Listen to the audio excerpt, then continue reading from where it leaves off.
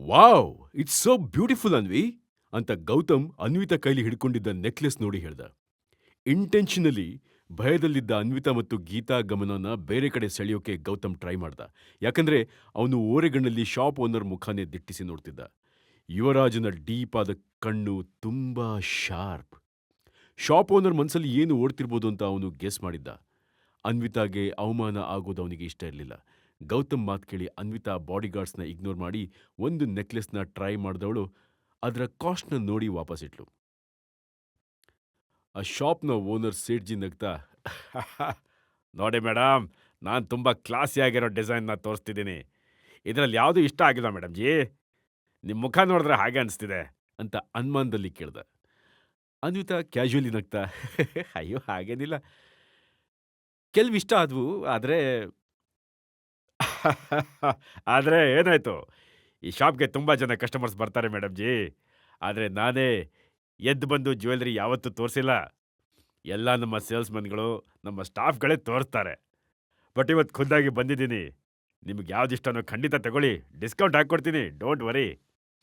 ಅನ್ವಿತಾ ನಕ್ಕು, thank you sir. ನಾನು ಒಂದನ್ನು ಚಾಯ್ಸ್ ಮಾಡ್ತೀನಿ. 2 ಮಿನಿಟ್ಸ್ ಟೈಮ್ ಕೊಡಿ. ಹಾಗೆ ಹೇಳಿದ ಅನ್ವಿತಾ ಟೇಬಲ್ ಮೇಲಿರೋ ನೆಕ್ಲೆಸ್‌ನ ಕೇರ್‌ಫುಲ್ ಆಗಿ ನೋಡೋಕೆ ಶುರು ಮಾಡಿದ್ಲು. ಅದು ಎಷ್ಟು ಶೈನ್ ಆಗ್ತಿತ್ತು ಅಂದ್ರೆ ಅದರ ರಿಫ್ಲೆಕ್ಷನ್ ಅನ್ವಿತಾ ಮುಖದ ಮೇಲೆ ಬಿದ್ದು ಅವಳ ಕಣ್ಗಳು ಚಂದ್ರನ ಹಾಗೆ ಹೊಳಿತಿದ್ವು. ಅದನ್ನ ಗೌತಮ್ ಅಬ್ಸರ್ವ್ ಮಾಡಿದ್ದ. ಸೇಠ್ಜಿ ಆ ನೆಕ್ಲೆಸ್ನ ತೆಗೆದು ಅನ್ವಿತಾ ಕೊಡಕ್ ಹೋದ. ಅವಳು ಸಂಕೋಚದಲ್ಲಿ, ಅಯ್ಯೋ ಬೇಡ, ಇದು ಇದು ಕಾಸ್ಟ್ಲಿ ಆಗತ್ತೆ. ನಮ್ ಬಜೆಟ್ ಏನಿದ್ರು 50,000 ಅಷ್ಟೇ. 50,000 ಅಂತ ಹೇಳಿದ್ ಕೇಳಿ ಶಾಪ್ ಓನರ್ ಮುಖ ಕೆಂಪ್ಗಾಯ್ತು. ಅವನು ಕೋಪದಲ್ಲಿ ತನ್ನ ಮುಂದೆ ಹರಡಿದ್ದ ಎಲ್ಲಾ ಜ್ಯುವೆಲರಿನೂ ಬಾಕ್ಸಲ್ಲಿ ಹಾಕಿ ಎತ್ತಿಡಕ್ ಶುರು ಮಾಡ್ದ. ಅಲ್ಲಿರೋ ಸ್ಟಾಫ್ಗಳೆಲ್ಲ ಆಶ್ಚರ್ಯದಲ್ಲಿ ತಮ್ಮ ಕೆಲಸ ಬಿಟ್ಟು ಓನರ್ ಕಡೆನೇ ನೋಡ್ತಿದ್ರು. ಅರೆ, ಏನಾಯ್ತು ಸರ್? ಯಾಕೆಲ್ಲ ತೆಗಿತಿದ್ದೀರಾ? ನಾವಿನ್ನೂ ಸೆಲೆಕ್ಟ್ ಮಾಡಿಲ್ಲ. ಇನ್ನೇನಮ್ಮ ಮಾಡ್ಲಿ? ಇದನ್ನೆಲ್ಲ ಪ್ಯಾಕ್ ಮಾಡಿ ಫ್ರೀಯಾಗಿ ಕೊಟ್ಬಿಡು ಅಂತೀಯಾ? ನೋಡಿ ಸಿಸ್ಟರ್, ದುಡ್ಡಿಲ್ಲ ಅಂದ್ರೆ ಇಷ್ಟು ದೊಡ್ಡ ಶಾಪ್ಗೆ ಬರಬಾರ್ದು. ಅಥವಾ ಬಂದ ತಕ್ಷಣ ನಿಮ್ಮ ಬಜೆಟ್ ಹೇಳಬೇಕಿತ್ತು. ಸುಮ್ಮನೆ ನನ್ನ ಟೈಮ್, ಎನರ್ಜಿ ಎರಡೂ ಯಾಕೆ ವೇಸ್ಟ್ ಮಾಡಿದ್ರಿ?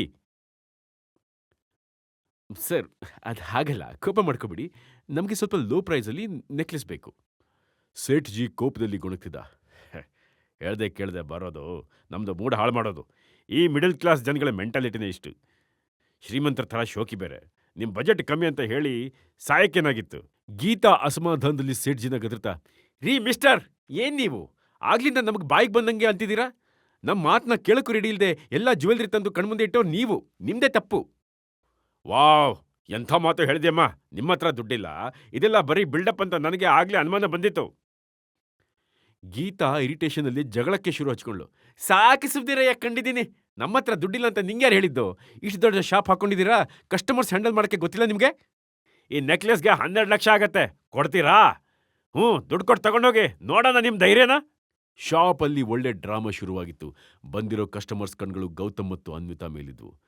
ಸೇಠ್ಜಿ ಅನ್ವಿತಾ ಕಣ್ಣೀರ್ ನೋಡಿ ಸ್ವಲ್ಪ ಸಮಾಧಾನವಾಗಿ, ಮೇಡಮ್ ಜಿ, ನನ್ನ ಹತ್ರ ಎಲ್ಲ ಬಡ್ಜೆಟ್‌ದು ನೆಕ್ಲೆಸ್ ಇದೆ. ಏನೋ ನಿಮ್ಗೆ ಬೇಜಾರಾಗ್ಬಾರ್ದು ಅಂತ ತೋರಿಸ್ತೀನಿ ಅಂದವನು ಗೌತಮ್ ಕಡೆ ಕೋಪದಲ್ಲಿ ನೋಡ್ದ. ಆಮೇಲೆ ತನ್ನ ಪಕ್ಕ ಇದ್ದ ಸೇಲ್ಸ್ಮನ್ಗೆ ಸನ್ನೆ ಮಾಡಿ ಜ್ಯುವೆಲ್ರಿನ ತೋರ್ಸಕ್ ಹೇಳ್ದ. ಅನ್ವಿತಾ ತನ್ನ ಅಳುವನ್ನ ಕಂಟ್ರೋಲ್ ಮಾಡ್ಕೋತಾ ಒಂದು ಸಿಂಪಲ್ ಆಗಿರೋ ನೆಕ್ಲೆಸ್ನ ಚೂಸ್ ಮಾಡ್ಕೊಂಡ್ಲು. ಅದ್ರ ವ್ಯಾಲ್ಯೂ 60,000. ಅನ್ವಿತಾ ಅದನ್ನ ಪ್ಯಾಕ್ ಮಾಡಕ್ ಹೇಳಿ ಗೀತಾ ಕಡೆ ತಿರುಗಿ, ಅಮ್ಮ ದುಡ್ಡು ಕೊಡು. ಗೌತಮ್ ಹಿಡ್ಕೊಂಡಿದ್ದ ತನ್ನ ಪರ್ಸ್ನ ಕಿತ್ಕೊಂಡ್ಲು. ನಂತರ ಹಣ ತೆಗೆದು ಕೌಂಟ್ರಲ್ಲಿ ಕೊಟ್ಟು ಗೌತಮ್ ಕಡೆ ಕೋಪದಿಂದ ನೋಡ್ತಾನೆ ಶಾಪಿಂದ ಹೊರಗೆ ನಡೆದ್ಲು. ಅನಿಲ್ ಮತ್ತೆ ಅನ್ವಿತಾ ಇಬ್ರು ನೆಕ್ಲೆಸ್ ಬ್ಯಾಗ್ ತಗೊಂಡು ಅವಳ ಹಿಂದೆ ಹೊರಟ್ರು. ಅನ್ವಿ, ನೀವೆಲ್ಲ ಮನೆಗೆ ಹೋಗಿ, ನಾನು ಆಮೇಲೆ ಬರ್ತೀನಿ. ಅನ್ವಿತಾ ನೆಕ್ಲೆಸ್ ಬಗ್ಗೆನೇ ಯೋಚಿಸ್ತಾ ಕಾರ್ನ ಡ್ರೈವಿಂಗ್ ಸೀಟಲ್ಲಿ ಕೂತಿದ್ಲು. ಬೇರೆ ಮಾತುಗಳು ಅವಳ ಕಿವಿಗೆ ಹೋಗ್ಲಿಲ್ಲ. ನೆಕ್ಸ್ಟ್ ಮೊಮೆಂಟ್ ಕಾರ್ ಸ್ಪೀಡಲ್ಲಿ ಮುಂದಕ್ಕೆ ಹೋಯ್ತು. ಅನ್ವಿತಾ ಕಾರು ರೋಡಿಂದ ಕಣ್ಮರೆ ಆದ ತಕ್ಷಣ ಗೌತಮ್ ಮುಖದಲ್ಲಿ ಒಂದು ಡೆವಿಲಿಶ್ ಸ್ಮೈಲ್ ಇತ್ತು. ಅದೇ ಹೊತ್ತಿಗೆ ಆ ಶಾಪ್ ಓನರ್ನ ಫೇವರೇಟ್ ಸ್ಟಾಫ್ ಒಬ್ನು ಗೌತಮ್ನ ನೋಡಿ ಕೌಂಟರಿಂದ ಆಚೆ ಬರ್ತಾ, ಏ ಮಿಸ್ಟರ್, ಶಾಪಲ್ಲಿ ತುಂಬಾ ಜನ ಕಸ್ಟಮರ್ಸ್ ಇದ್ದಾರೆ, ಮತ್ತ್ಯಾಕೆ ಒಳಗೆ ಬಂದ್ರಿ? Get out. ಆಗ್ಲೇ 12 ಲಕ್ಷದ ನೆಕ್ಲೆಸ್ನ ತೋರಿಸಿದ್ರಲ್ಲ, I want to purchase it. ಆ ಪೀಸ್ನ ಇನ್ನೊಮ್ಮೆ ನೋಡ್ಬೇಕು. ಗೌತಮ್ ಮಾತು ಕೇಳಿಸ್ಕೊಂಡು ಅಲ್ಲಿರೋರು ಎಲ್ರೂ ಜೋರಾಗಿ ನಗಕ್ ಶುರು ಮಾಡಿದ್ರು. ಸೇಠ್ಜಿ ನಗ್ತಾ, ವಾಟ್? ಆ ನೆಕ್ಲೆಸ್ ಬೇಕಾ? ಬ್ರದರ್, ನಿಮ್ಗೆ ತಲೆ ಕಟ್ಟಿರ್ಬೇಕು. ಇದೇ ರೋಡಲ್ಲಿ ಸ್ಟ್ರೇಟ್ ಆಗಿ ಹೋದ್ರೆ ಅಲ್ಲೊಂದು ಮೆಂಟಲ್ ಹಾಸ್ಪಿಟಲ್ ಸಿಗತ್ತೆ. ನೀವ್ಯಾಕೆ ಅಲ್ಲಿಗೆ ಹೋಗ್ಬಾರ್ದು ಅಂದ. ಗೌತಮ್ ಸ್ಟ್ರಾಂಗ್ ವಾಯ್ಸಲ್ಲಿ, ನಿಮ್ಮ ಜೋಕ್ಗಳು ಮುಗ್ದಿದ್ರೆ ನೆಕ್ಲೆಸ್ ತೋರಿಸ್ತೀರಾ? ಸ್ಟಾಫ್ ನಗೋದ್ನ ನಿಲ್ಸಿ, ಅಯ್ಯೋ, ನಿಮ್ ಬಜೆಟ್ಲಿ ಆ ನೆಕ್ಲೆಸ್ ಇಲ್ವಲ್ಲ? ಗೌತಮ್ ಆರಾಮಾಗಿ ಚೇರ್ ಎಳ್ಕೊಂಡು ರಾಜನಾಗೆ ಕಾಲ್ ಮೇಲೆ ಕಾಲ್ ಹಾಕಿ ಗತ್ತಲ್ಲಿ ಕುತ್ಕೊಂಡ. ಗೌತಮ್ ಕಿರಿಕಿರಿಲಿ ಜೇಬಿಂದ ಫೋನ್ ತೆಗೆದ. ಕೂಡಲೇ ಒಂದು ನಂಬರ್ಗೆ ಕಾಲ್ ಮಾಡ್ದ. ಪಟೇಲ್ರೆ, Vijayanagar main road Srinidhi jewellery, shop number 301. ಈ ಜಾಗಕ್ಕೆ ಲಗೂನ್ ಬಂದ್ರಿ. ನಿಮ್ಮ ಚಿಕ್ಕದೊರೆಗೆ ಒಂದು ಕೆಲಸ ಆಗ್ಬೇಕಾಗದ. ಪಟೇಲ್ರು ಗಂಭೀರವಾಗಿ, ಶರಣ್ರಿ ಅಪ್ಪ, ಚಿಕ್ಕದೊರೆ ಎಲ್ಲಿರ್ತಾರೋ ಪಟೇಲಪ್ಪನೂ ಅಲ್ಲೇ ಇರ್ತಾನ. 10 ಎಣ್ಸು ಅಷ್ಟರಲ್ಲಿ ನಿಮ್ಮ ಮುಂದೆ ಹಾಜರಿರ್ತೀನ್ರಿ ಅಂತಂದು ಫೋನ್ ಕಟ್ ಮಾಡಿದ್ರು. ಗೌತಮ್ ಫೋನ್ನ ಜೇಬಿಗೆ ಸೇರಿಸಿ ಒಮ್ಮೆ ಮೈ ಮುರಿದು ಅಸಡ್ಡೆಯಿಂದ ಸೇಠ್ಜಿನ ನೋಡ್ದ. ಅವನ ಆಟಿಟ್ಯೂಡ್ ನೋಡಿದ ಸ್ಟಾಫ್ ಒಬ್ಬ ಅವನ ಶೋಲ್ಡರ್ ಮೇಲೆ ಕೈಯಿಟ್ಟು, ಹೇಳ್ರಿ ಮೇಲೆ, ಯಾರಿಗ್ರಿ ಫೋನ್ ಮಾಡಿದ್ರಿ? ಓ, ನಿಮ್ಮಪ್ಪ ಇನ್ ಕುಬೇರನಾ, ದುಡ್ಡು ತಗೊಂಡು ಬರಕ್ಕೆ. ಗೌತಮ್ ಆ ಸ್ಟಾಫ್ ಕೈನ ಶೋಲ್ಡರಿಂದ ತೆಗೆದು, ಇನ್ನೊಂದು 10 ನಿಮಿಷ ನಿಮಗೆ ಗೊತ್ತಾಗತ್ತೆ ನಮ್ಮಪ್ಪ ಕುಬೇರ್ನ ಅಥವಾ ಅವನಪ್ಪನ ಅಂತ. ಅಷ್ಟಕ್ಕೂ ರಾಜ್ಕುಮಾರ್ನ ಶೋಲ್ಡರ್ ಮೇಲೆ ಕೈ ಹಾಕೋ ಯೋಗ್ಯತೆ, ಅರ್ಹತೆ ಎರಡೂ ನಿನಗಿಲ್ಲ. ಸ್ಟಾಫ್ ಮುಖ ಮುಜುಗರದಲ್ಲಿ ಕೆಂಪಾಗಿತ್ತು. ಸುತ್ತಮುತ್ತ ಇರೋ ಜನರು ಗೌತಮ್ ಮಾತು ಕೇಳಿ ಆಡ್ಕೊಳಕ್ ಶುರು ಮಾಡಿದ್ರು. ನಮ್ಮ ದೇಶದಲ್ಲಿ ಬಡತನ ದೊಡ್ಡ ಸಮಸ್ಯೆನೇ ಅಲ್ಲ, ಈ ರೀತಿ ಗೂಂಡಾಗಳದ್ದೇ ದೊಡ್ಡ ಪ್ರಾಬ್ಲಮ್ ಆಗ್ಬಿಟ್ಟಿದೆ. ನೋಡಿ ಇವನನ್ನ, ಮುಖ ನೋಡಿದ್ರೆ ಒಳ್ಳೆ ಹುಡುಗ ಅನ್ಸ್ತಾನೆ, ಮಾಡೋ ಕೆಲಸ ನೋಡಿ ಛೇ. ನಮ್ಮಂಥವ್ರೆಲ್ಲ ಇಂಥ ಅವಮಾನ ಆದ್ರೆ ಮುಖ ಮುಚ್ಕೊಂಡು ಓಡೋಗ್ತೀವಿ. ಆದ್ರೆ ಇವನ್ ನೋಡಿ, ಯೂಸ್ಲೆಸ್ ನನ್ ಮಗ.